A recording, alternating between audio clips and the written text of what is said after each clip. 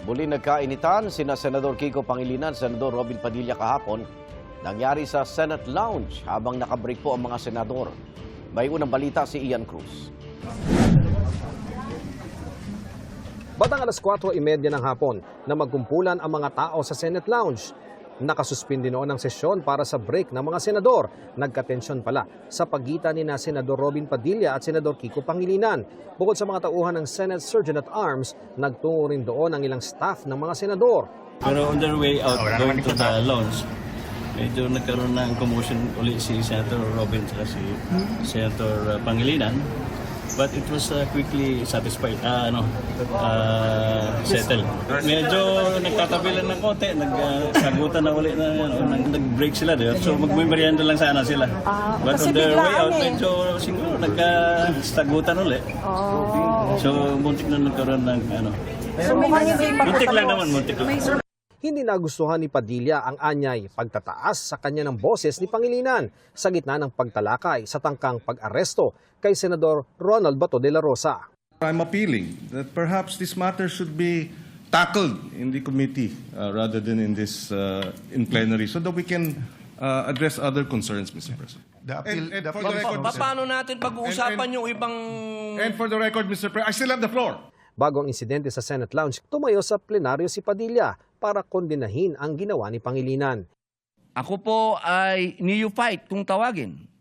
Napakainam po sana kung pakitaan niya ako ng magandang asal at ipakita sa akin na ganito, iho, ang pagsasabi ng I'm not finished.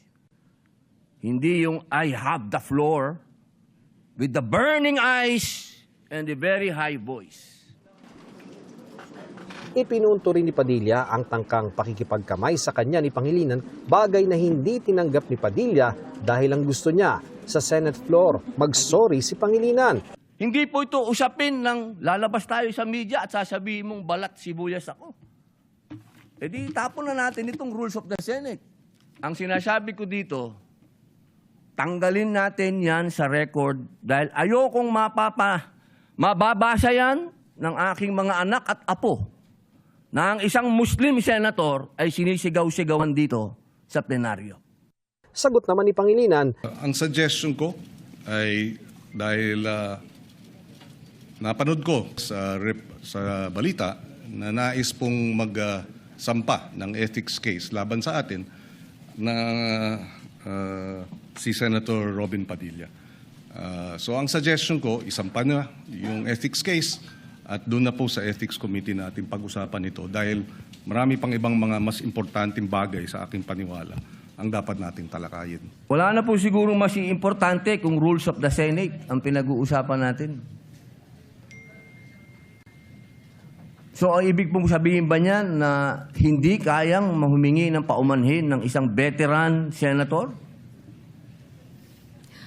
Para sa kanyang pagtaas ng boses? Yun po ba? Nakikita ko po ang matamis ng ngiti ni Senator Kiko Pangilinan. Napakahirap po bang sabihin nun? May I suspend session first?